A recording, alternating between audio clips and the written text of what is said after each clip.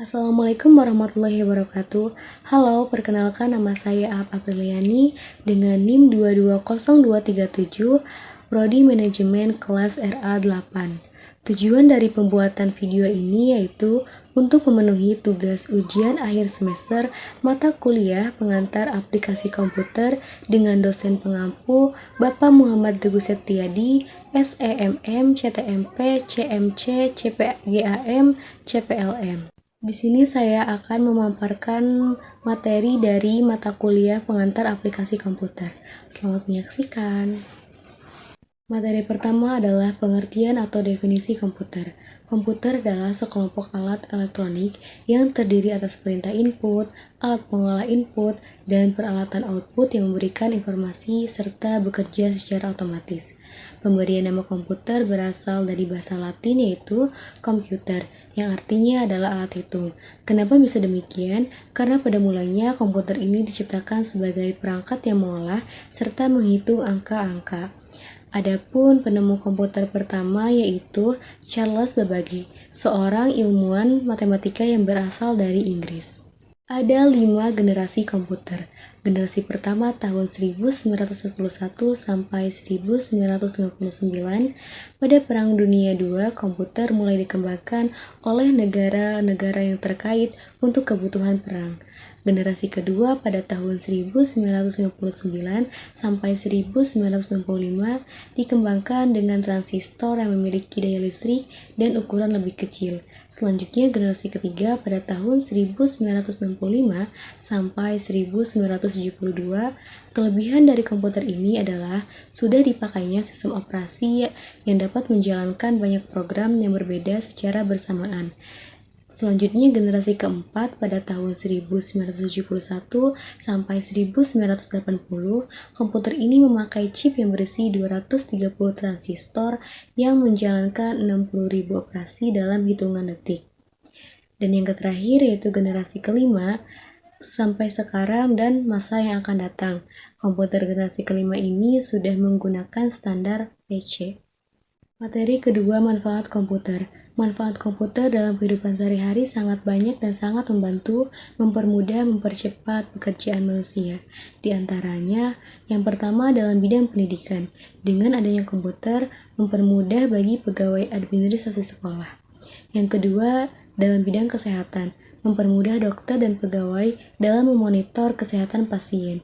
Yang ketiga, dalam bidang transportasi, semua jadwal dan jalur penerbangan yang transit di bandara bisa diprogram dan dijadwalkan dengan komputer. Yang keempat, bidang jasa pengiriman barang. Kantor pos bisa mengirimkan dokumen pengiriman barang lebih cepat dan lebih akurat. Yang kelima, dalam bidang jasa konstruksi. Dan yang keenam, bidang jasa percetakan. Percetakan koran, majalah, dan buku-buku semua dikerjakan dengan mesin yang dioperasikan oleh komputer. Yang ketujuh, bidang industri perfilman. Yang kedelapan, bidang industri rekaman. Yang kesembilan, bidang pertanian dan keamanan. Dan yang terakhir, bidang olahraga. Yang ketiga, tentang proses suatu data diolah pada komputer. Proses kerja komputer. Yang pertama, input. Media yang digunakan untuk memasukkan data ke dalam proses yang ada di frame panel CPU. Yang kedua, proses. Suatu hal yang digunakan untuk memproses data dari input yang nantinya akan dikeluarkan ke sistem output. Yang ketiga, output. Media keluaran di mana media ini adalah menampilkan hasil data dari proses. Adapun proses data diolah pada komputer. Untuk proses pengolahan pada komputer, langkah antara tahap satu ke tahap berikutnya adalah pada perangkat keras atau hardware dikendalikan oleh pemakai atau brainware menggunakan operasi tertentu berupa perangkat lunak atau software komputer. Tahap yang terjadi adalah data yang telah didapatkan dan dikumpulkan selanjutnya dimasukkan oleh pemakai atau pengguna brainware pada perangkat input atau input devices. Kemudian, dengan metode tertentu, data yang diinputkan diolah atau diproses oleh perangkat proses dan selanjutnya dihasilkan informasi oleh perangkat keluar atau output devices. Adapun bagian-bagian dari komputer, yang pertama casing komputer, yang kedua motherboard, yang ketiga LAN card, yang keempat VLAN card, yang kelima heatsink, yang keenam power supply, yang ketujuh optimal drive, dan lain sebagainya. Materi keempat tentang operating system pada komputer. Sistem operasi merupakan sebuah penghubung dari pengguna komputer dengan perangkat keras komputer, serta mengolah seluruh sumber daya yang terdapat pada sistem komputer. Sistem operasi adalah sebuah perangkat lunak yang berfungsi sebagai sistem dasar pada sebuah perangkat. Sistem operasi menyediakan sekumpulan layanan aplikasi pada pengguna sehingga dapat mempermudah menggunakan komputer. Secara umum dan mendasar, tujuan fungsi sistem operasi yaitu yang pertama tujuan. Tujuannya itu melakukan efisiensi, memberikan kemudahan, dan kemampuan untuk berevolusi.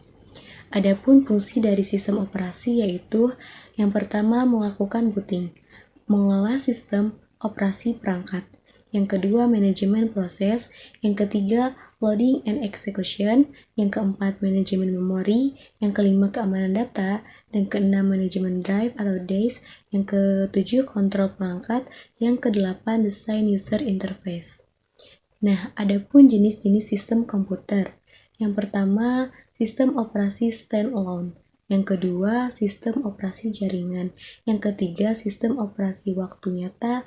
Yang keempat, sistem operasi seluler. Yang kelima, sistem operasi embedded. Dan yang terakhir, sistem operasi live CD. Materi 5 yaitu cara kerja komputer. Pengolahan data komputer. Pengolahan data dengan menggunakan komputer disebut dengan istilah electronic data processing. Siklus pengolahan data pada dasarnya ada 3 tahap yaitu input, processing, dan output. Komputer adalah perangkat elektronik yang sering digunakan untuk membantu manusia dalam melakukan berbagai tugas, baik itu pekerjaan sehari-hari, tugas akademik, maupun tugas profesional. Data adalah salah satu komponen penting yang mulai banyak disadari di era digital. Tanpa kita sadari, kita sudah berada di era tersebut, di mana teknologi diterapkan di berbagai sektor seperti aktivitas transaksi, pendidikan, pelayanan masyarakat, perbankan, transportasi, dan masih banyak lagi. Perkembangan teknologi yang semakin maju memudahkan aktivitas manusia sehari-hari.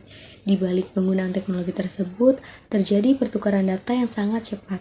Seluruh aktivitas terekam dan disimpan dalam ruang penyimpanan data atau disebut dengan database.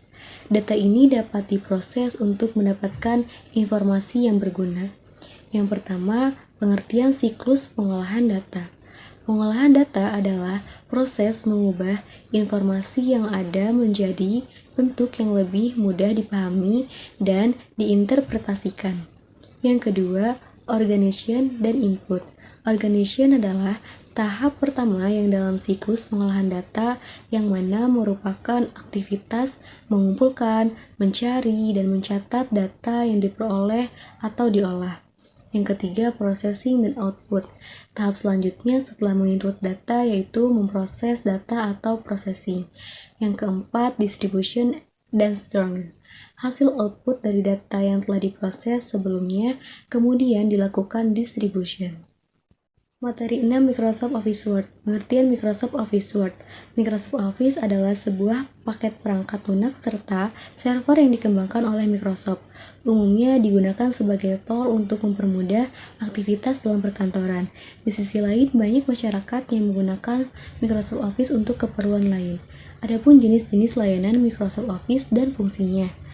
Yang pertama, Microsoft Word. Microsoft Word adalah perangkat lunak pengolah kata yang dirilis oleh Microsoft. Perangkat lunak ini dapat dianggap sebagai layanan pertama dari paket Microsoft Office. Yang kedua, Microsoft Excel. Microsoft Excel adalah program aplikasi lembar kerja yang dibuat dan didistribusikan oleh Microsoft Corporation. Yang ketiga, Microsoft PowerPoint. Microsoft PowerPoint adalah program Microsoft yang dirancang untuk presentasi. Yang keempat, Microsoft Outlook. Layanan ini adalah program manajemen informasi pribadi Microsoft. Yang kelima, Microsoft OneNote. program untuk membuat sebuah catatan. Yang keenam, Microsoft OneDrive, hosting file dan layanan sinkronisasi yang dipersiapkan oleh Microsoft. Yang ketujuh, Microsoft Teams, platform komunikasi dan kolaborasi terpadu yang menggabungkan kemampuan rapat kerja.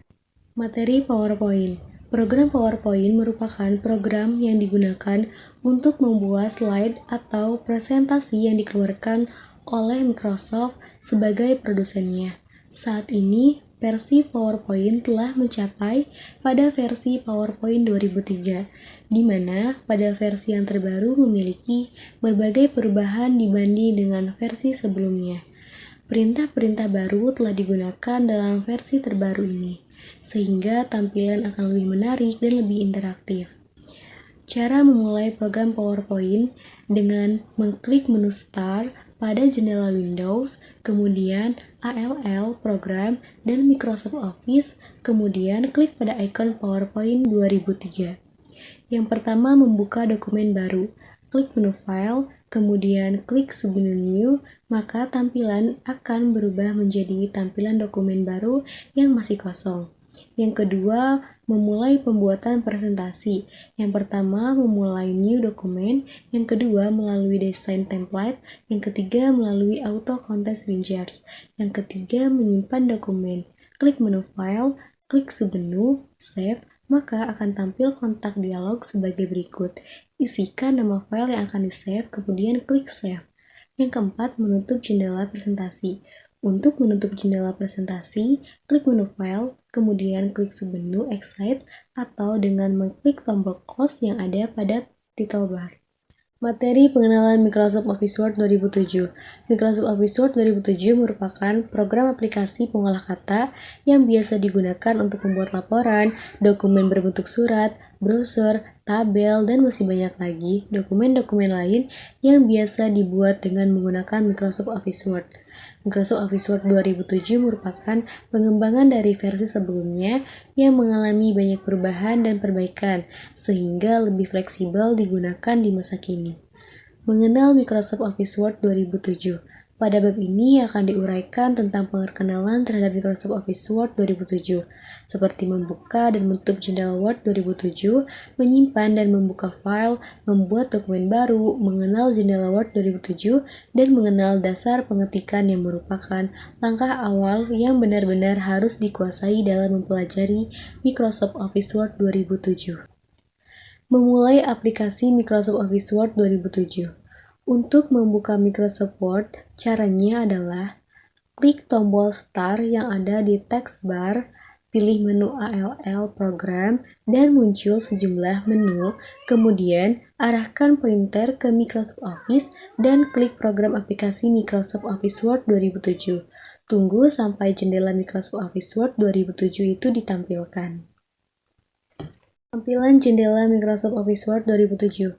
Pertama, tombol Microsoft Office hampir sama dengan menu file pada Microsoft Word versi sebelumnya, berisi menu New, Open Save, Print, dan sebagainya. Yang kedua, toolbar Quick Access yang secara default toolbar ini menyediakan tombol Save, Undo, and Revert. Namun, dapat ditambah dengan mengklik gambar panah atau drop-down di ujung kanan toolbar ini dan tandai yang belum ditampilkan atau klik More Commands. Yang ketiga, title bar yang terletak paling atas pada jendela Word. Title bar ini menampilkan nama dokumen yang sedang kita buka. Untuk dokumen yang belum disimpan atau diberi nama, maka Microsoft Word akan menampilkan file tersebut dengan nama dokumen 1, 2, 3, dan seterusnya. Yang keempat, tombol Close. Tombol tersebut berfungsi menutup aplikasi Microsoft Word. Yang kelima, Ribbon, berisi beberapa tab yang berisi beberapa grup icon. Yang keenam, Scroll Bars, berfungsi untuk menggeser layar kerja. Jika ingin menggeser layar kerja ke kiri atau ke kanan, gunakan horizontal scroll bar, atau menggeser layar kerja ke atas dan ke bawah, gunakan vertical scroll bar. Yang ketujuh, Ruler. Bagian ini berfungsi sebagai alat bantu dalam penentuan margin atau batas dari lembar kerja, garis, tabulasi, dan lain-lain. Yang kedelapan, status bar, memberikan informasi tentang letak, insertion point, halaman, section, jumlah halaman, dan masa yang digunakan. Yang kesembilan, tombol view. Tombol ini berfungsi untuk merubah tampilan dokumen seperti print layout, full screen layout, web layout, outline, dan drive. Yang ke-10, control zoom. Digunakan untuk menentukan ukuran tampilan lembar kerja di layar pada jendela Word. Sekian pemaparan materi dari saya, kurang lebihnya mohon maaf. Semoga materi yang saya sampaikan dapat bermanfaat. Wassalamualaikum warahmatullahi wabarakatuh.